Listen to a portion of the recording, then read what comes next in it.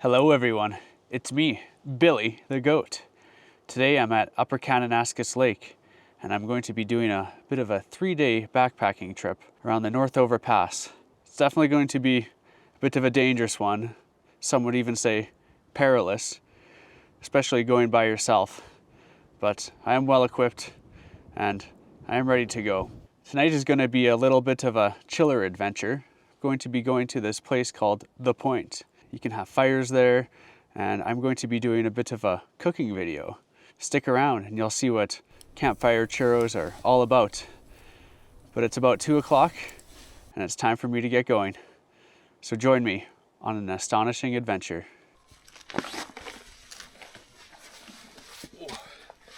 It's a bit of a heavier pack today.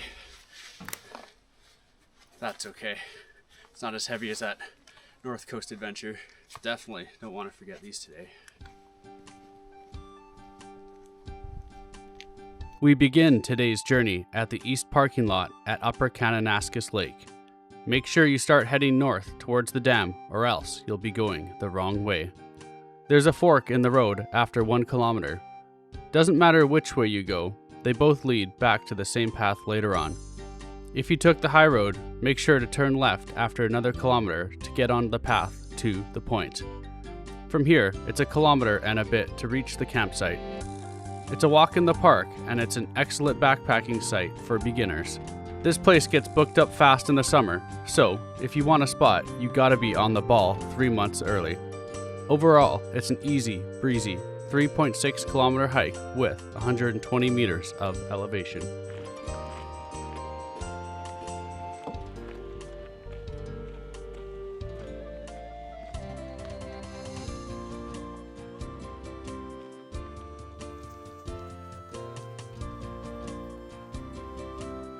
Hey there, you grizzly bear. I don't want to see you over there. If you're there, I'll poke you.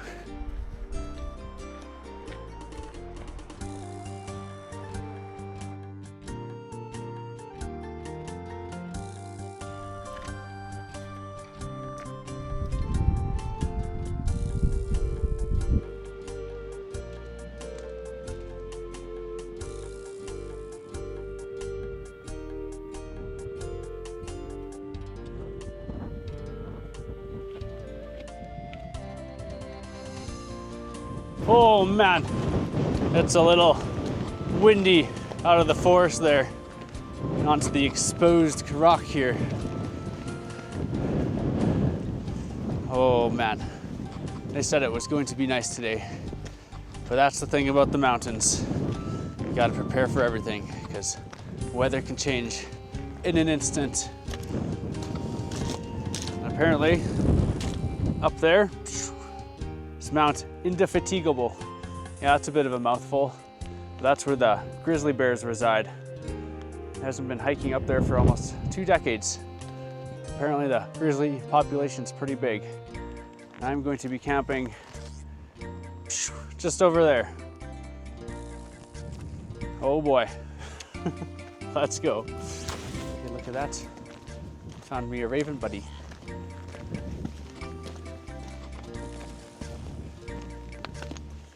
Hello, Mr. Raven. Hello, Mr. Raven. How do you do today? Well, he's called his other raven buddy over.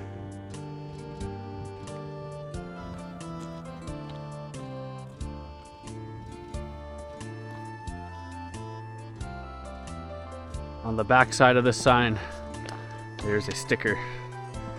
Looks like a cursed Batman with a cigarette in his mouth. That's a little ominous.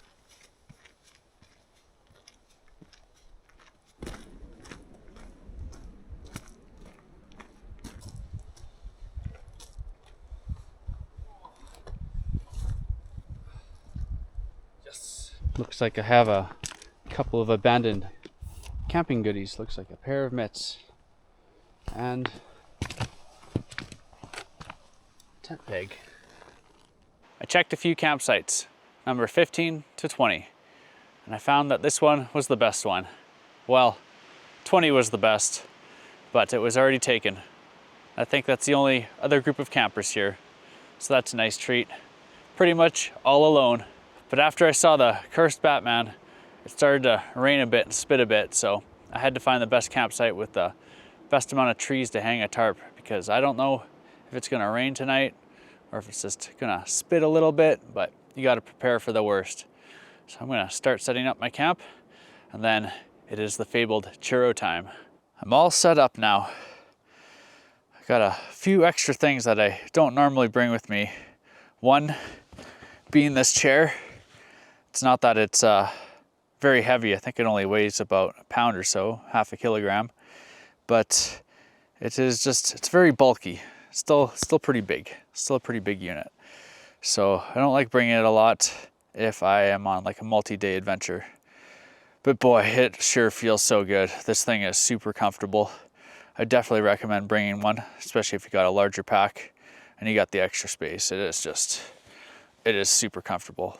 It's so much better than sitting on a log or one of those little foam pads. Don't get me wrong, sitting down on one of those is great, but this, it just takes off all the pressure and feels great on your knees and everything. So definitely would recommend bringing one of these guys. Something I don't normally bring on summer backpacking trips. Well, I guess today's the first day of autumn. It's this bad boy here. It's my winter sleeping bag. It's rated for -30. Typically don't bring it for summer days because it's too much. It's too bulky. It's quite heavy. It's also synthetic, so it doesn't pack down as well as down. But that thing is so warm. It is super warm. I used to have a Sphinx, and this was her favorite. So I call it the Bigglesboro. It is super warm. Some days I had a tough time getting her out of there. And she was just a little toasted naked chicken. I'm gonna be sleeping in the Bigglesboro tonight. The rain kind of let up. It's kind of spitting here and there and raining a little bit, but it seems like it's let up quite a bit. So I'm gonna go make some campfire churros. I'm super stoked for that. Normally not a backpacking thing I bring. It's more of a car camping thing, but yeah, it's gonna be good. So let's go give those a cook.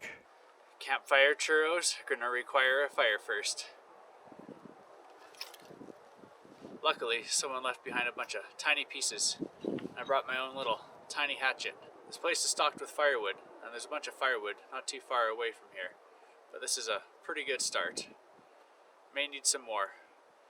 There's also an axe up there so you can chop your own wood, but typically they're very dull. Very dull. So it's always wise to bring your own blade, or at least a sharpening stone so you can sharpen up the blade, but who wants to do that work when you're already out here? Alright, let's begin the chopping.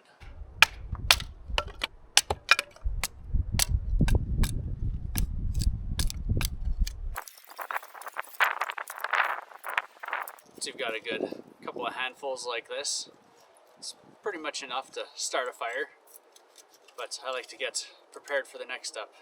Need slightly bigger wood. Look at that. It's a holy knot. I think that'll be a good start for the campfire churros. Let's start a fire. Forgot to bring a fire starter. That's okay. Nature can do it itself. All you need is a piece of wood and a knife. That's why I like bringing my buck blade. It's kind of good for everything. So yeah, it's pretty easy. Just make little shavings.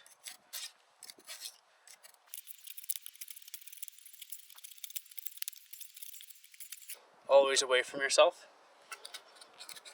Try not to hit the rocks with the knife. Just like that. Alright, all you need is really a good handful, especially if you got a bunch of little kindling already. So just make sure there's not much in the way there. It's fine if there's some old coals, those are actually good. They'll help the fire catch quite easily once it gets going a little bit. Just get all your little shavings. And some people build teepees, but I kind of like to do a little structure, a little tic-tac-toe structure. Build it fairly tight, but you don't want it to be too tight because you want the fire to kind of catch in between. You know, if I actually broke these up in half, it would be a little bit better. You get double. They break apart easily like that. You don't have to really put any stress on your thumbs, and that's how you know they're the perfect little guys. I might as well get these guys too. Why not? All right, there we go. Now we're cooking with gas. You can put them on diagonally too, doesn't really matter. Just make sure there's a little bit of air that can get in between.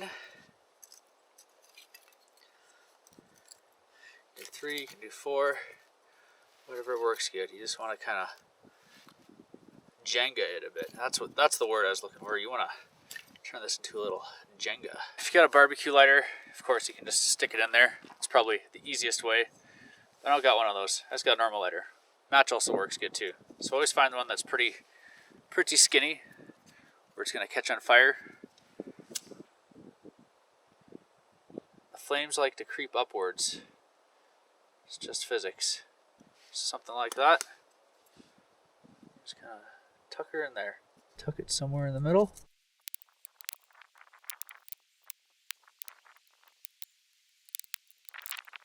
And if it's a little bit windy out, like it is right now, it actually helps a bit. As long as it's not ultra windy. That's all you need to do. One little stick to start a fire.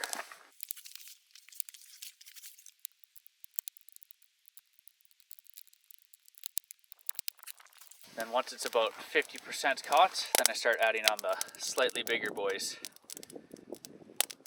But you don't want to accidentally smother it.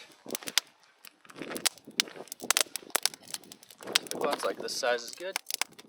Just don't knock over your Jenga tower.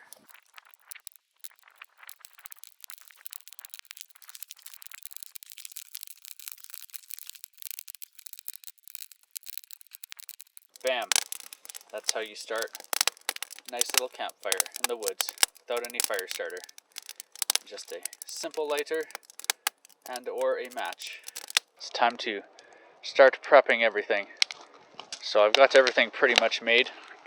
I had some frozen dough which has become thawed now, so it's just normal dough. And I got a ½ pound of butter. Honestly, it might be a bit overkill. That's the way she be. And then, you gotta melt the butter. So get in there. Oh, that's not good. You don't want to melt that. Oh, Billy. Okay. So I'm gonna make sure you don't get any remains. And then you'll need a spoon, preferably not plastic, because you're going to have to spread the butter over the dough once it's cooked. So I'm just going to put it, I don't know, just beside it. It's butter. It's going to melt pretty quickly. So I'm just going to put her there. Maybe there, I don't know. We'll see what happens. You want pretty much even coals, kind of like you're cooking marshmallows. So that's a bit too crazy right now. And what else do you need? You need cinnamon sugar. Oh yes, the vital ingredient for Campfire Churros. So I'm gonna let that butter melt a bit and that campfire dwindle a slight bit, and we'll get making Campfire Churros in a few minutes. The butter wasn't melting quick enough on the outside. Kind of figured that would be the case, so I moved the fire to one side, kind of put the butter container on the other side there, and it appears like it's melting pretty good now. It's got to be careful if you do that. It might be very hot when you grab it, so use a stick or something to lift it up, or wrap your hand in a bunch of clothing so you don't have some burn issues. It's about time for churros. So all I did with this guy, this churro stick I call it, so just kind of shaved off the bark with my knife. And I've used it a couple of times for churros already, so I just kind of got rid of the old nasty churros on there. It's a little difficult to do by yourself, but essentially you'll get one person to hold the stick, or if you don't have another person with you, such as my case, and you roll up your sleeves You grab some dough, put this guy between your knees, and grab as much dough or as little dough as you want. I usually get a good handful, maybe even a little bit bigger than a handful. But I also got small hands, so it might be different. So I don't know, something like that's good. I might go for a bit more. So I'm just gonna add a bit more to that. That's just dough. And you just roll it. You just roll it into a big cylinder.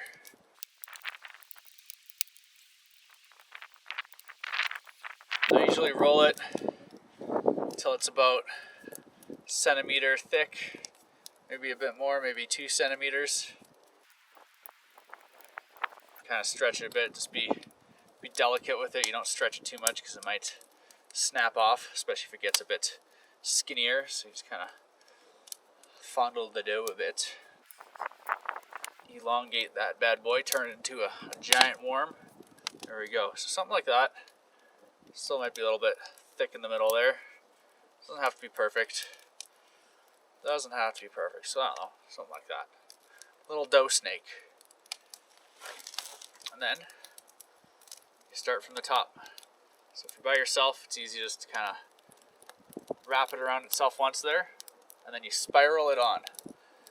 So you don't want the dough to touch each other, to touch itself I should say, because it'll expand a bit once it starts cooking. And if it does touch, it's not a big deal. It'll just still take a little bit longer to cook. I've just done this a few times, so I've figured out a better technique. So you just wrap the dough on there, like so.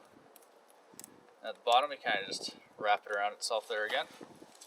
There you have it. A little dough spiral. And then you cook it till it's about golden brown. And that's how you know it's done. So here we go. Let's start cooking. Took that butter out. It's completely melted now, and I just kind of stuck it to the side there so it just stays warm.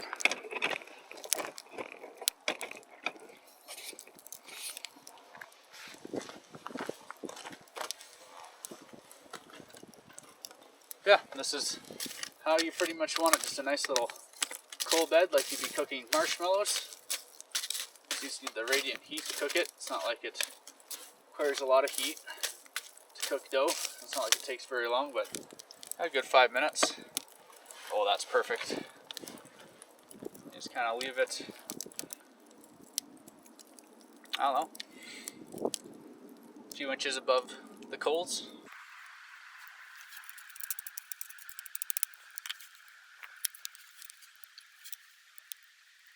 Then you just rotate it every so often.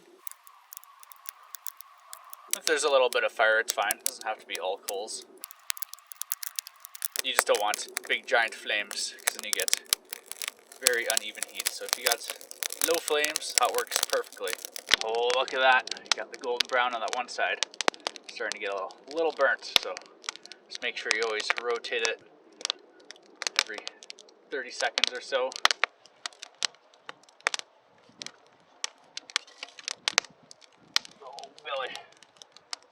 So that's what I wanted to do, something like that. There we go. So you just throw little small guys on there, keep a nice even flame, because you gotta replace the coals that slowly dwindle out. Ah, I'm under siege.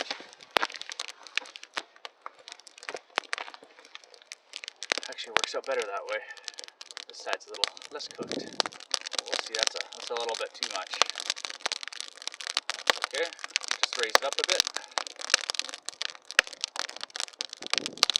Not a big deal. Look at that. Pretty evenly golden brown on that side. Make sure you're cooking that dough all the way through. You don't want to get sick while you're out here.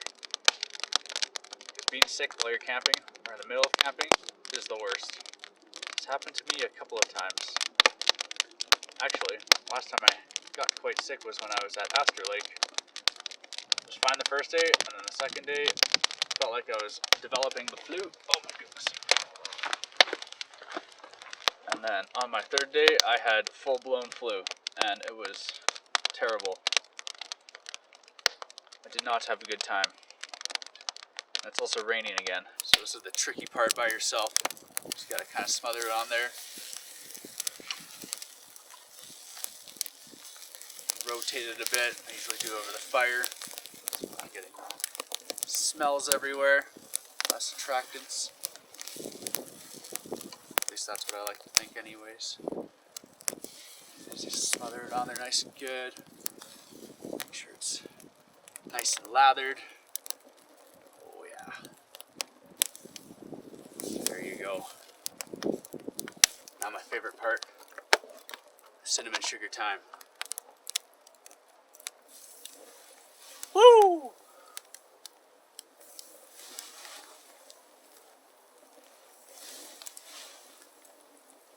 Careful not to light your hair on fire with this one.